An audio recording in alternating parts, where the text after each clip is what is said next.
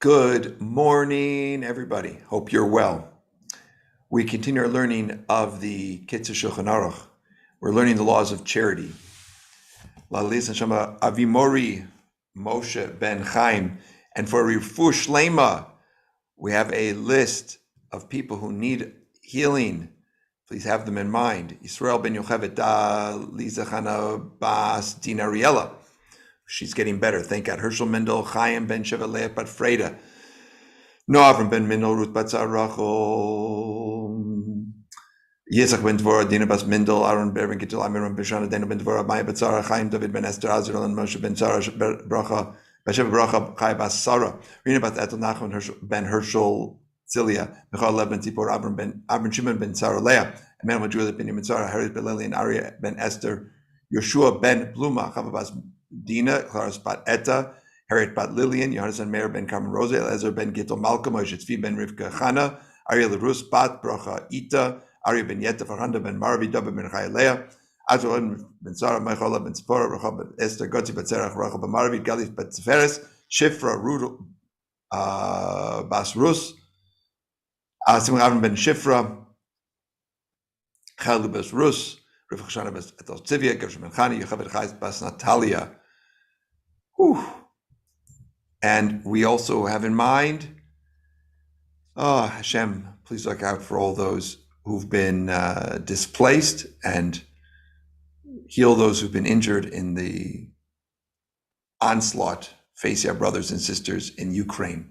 Have them in mind. We're learning laws of tzedakah and, of course, giving tzedakah to the refugees is a thing that we can all do. We yesterday we started speaking about how much we should give. So let's review this again. Kamiten adam tzedakah. How much should you give? Right, and it's and we learned so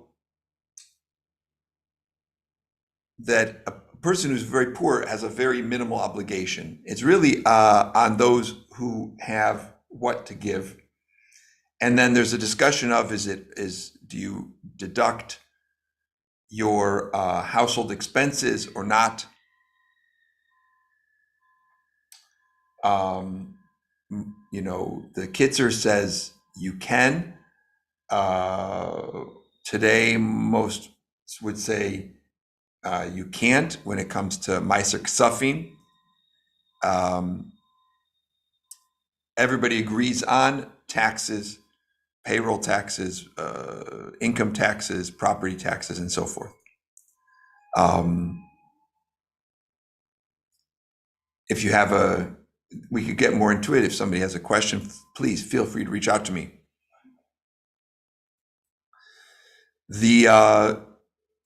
We're in the middle of paragraph 4 in chapter 34.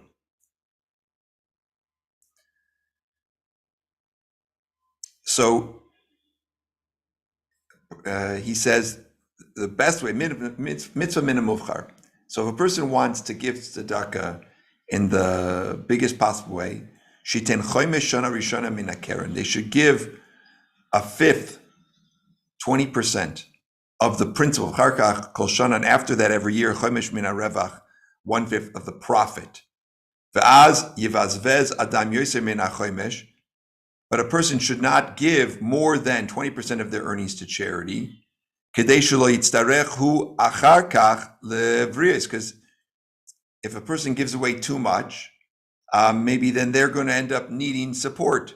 This applies during his lifetime. When a person, at the time of their death, so either in their will or on their deathbed, a person in their will or on their deathbed could give away up to 1/3 of their estate to charity. A person should not use their meiser money. So this is what we're talking about here. This meiser is this money that we're taking off the top, either after expenses, for sure some expenses, depending on which, But this meiser that you take off needs to be used for a mitzvah. Kagoin, for example, neros l'beis haknesses, purchasing. People used to light the shuls with candles, so you could buy candles for the shul. Today, it might mean helping to pay the electricity bill at the shul. Oishar dvarim lemitzvah, other things that are needed for mitzvah. Rak yitnu la'anim.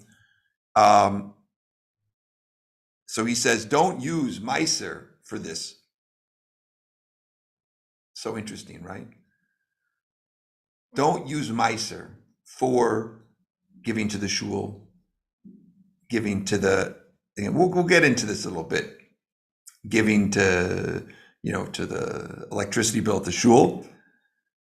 Rather, yiten lanim, should give it to the poor.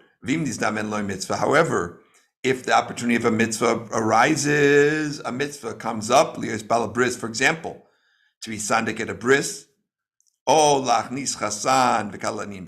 to marry off a bride and a groom, a poor bride and groom, and these kind of things, or to purchase sfarim, to books to study, and to lend them to others so that they consider him. If he could not afford it, and he would not have done this mitzvah without using his own money, then they could use their meiser funds. If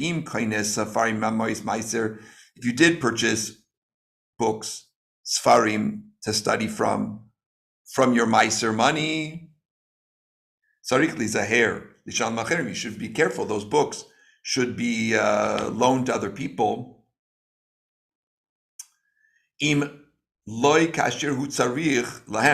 Unless he's using them, but you should think of them as books that others can use. Of course, this person has precedence, the person who bought them, but if he's not using them, sitting on the shelf, somebody has to borrow them, you should absolutely loan them to somebody. Should write in them, shehem mimais meiser. You could write in them, in the cover, where you'd write your name, or something. You could put that they're purchased with meiser funds, so that those who would inherit those sfarim from you would know that they were purchased with meiser funds. So let's go into this a little bit deeper. So, what is this issue about? So you've got meiser money, you've taken some money, you want to give it to tzedakah, and he says, but you shouldn't use it for the lights of the shul or other articles needed for a mitzvah. So let's look at that for a second. So the Kitzur here is referring to somebody who has already made a pledge to the shul or is obliged to do a certain mitzvah, right? So, let's say, so sometimes I know some shuls will do auctions, and like on Simchas Torah, and one of the auctions they'll do is Ner Lemaor, it's called, right? That is the funding the electricity bill in the shul. Excuse me, it's getting comfortable here. So they've made an obligation to that. So now they shouldn't go and take money which was already set aside for tzedakah and use it for that. Because this is already an obligation, right? And that you've created, and it's not connected to your other obligation to give tzedakah. So, just to reiterate, right? A person has set aside money for tzedakah, and then and they can't use that to fulfill an obligation that they made in shul as a pledge to something.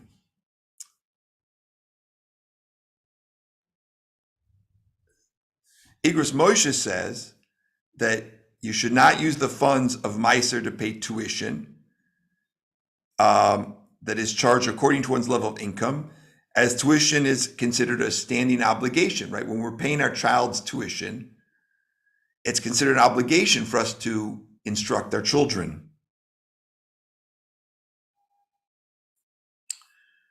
We'll see, though, that the Kitzur says that when you have an opportunity to take upon yourself a new mitzvah that he would normally not do, then he may use his funds. Okay, so a mitzvah that a person has already undertaken, let's say they always pay the bill at the shul, or they have to pay their tuition, or some other kind of davar mitzvah, an obligation that they already have. We're not supposed to use our meiser funds for this, assuming that we have other funds available, of course. But if you've got meiser money and a new mitzvah comes that you didn't have the pre-obligation for, so then the Igros Moshe would say, and the Kitzur would say, that now you can use that money you've set aside for that mitzvah. Now, what you might say, what do you mean being a sandik at a bris? So it's a big bracha. It's a big bracha to get this honor. And when you had a poor family, there was one of the ways of helping out this poor family was for somebody to purchase the honor of being sandik at a bris, and you give a big gift or sponsor the suda for the bris. And so now the money's being used for somebody who's needy, right? You're only doing this because it's a needy family you want to help out. So you sponsor the suda or something like this, and then you get the mitzvah. You get the honor of being the sandik. But he says you shouldn't use meiser money for this because you're trying to, you're buying an honor.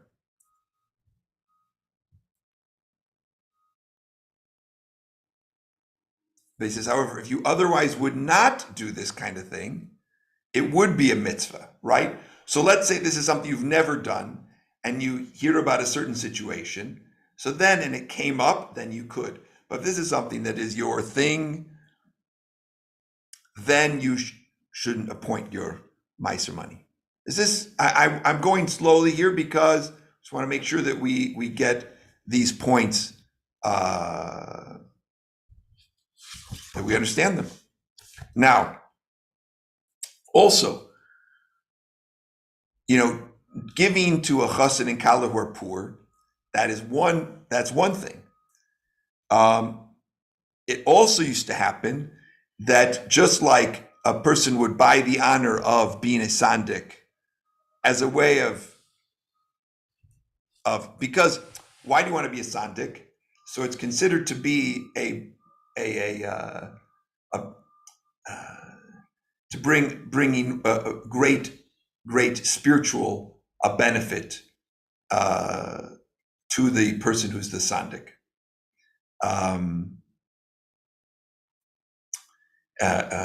And more. So that's why people wanted it. So now, what about walking the groom and the chas and kala, right, the bride and groom, to the chuppah? Similar thing. It's considered a segula. It has a great blessing associated with it. So if this is something that you normally do, and you're going to help with the wedding expenses, and now you're going to be honored with it. So maybe you think you could use your meiser money. So the answer is, if this is an honor that you usually would be buying anyway, so then you can't use your meiser money. Because they're buying the honor for themselves. But using your meiser money to help a poor bride and groom to do a wedding, that would be meiser money, because that's an opportunity to rose, and you're not taking an honor for yourself. You're just ensuring that they have the funds they need. By the way, it's a big, big, big mitzvah. Hachnasas kala. We say it every morning in our morning blessings. It's one of the it's a big mitzvah, and especially for somebody who is single, or I always say this to parents, who are worried that their children are single. So, putting pressure on your kids to get married doesn't usually result in great things. It's not the age, the era, I should say.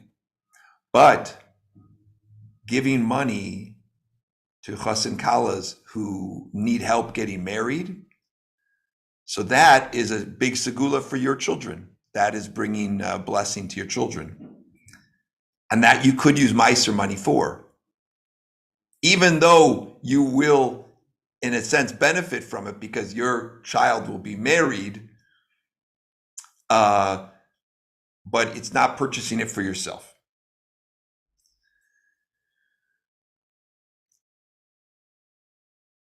Now, can you use Meiser money to buy a lottery ticket? Like where the proceeds go to charity. Okay, so you have a lot of schools, yeshivas and so forth, and organizations who do these lotteries. So can you use Meiser money for those? Like I have a son of one of my friends, every year he calls me, his yeshiva is doing a raffle, $100 ticket, and you could win some prizes. The money goes to the yeshiva.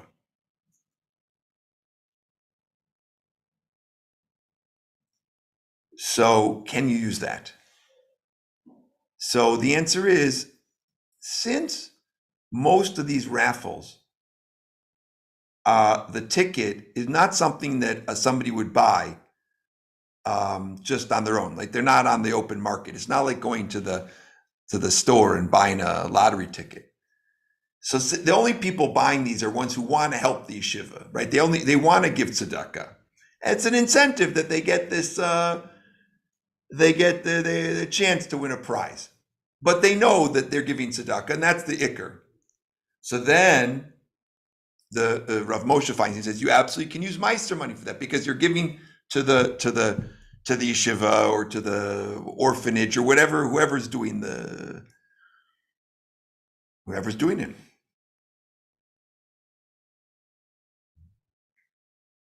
Now, however, listen to this, if they only sell a limited number of tickets, and there are some of these charity raffles that do that, now each ticket has a value because there's a limited number sold. So he would say you shouldn't use your Meiser money for that.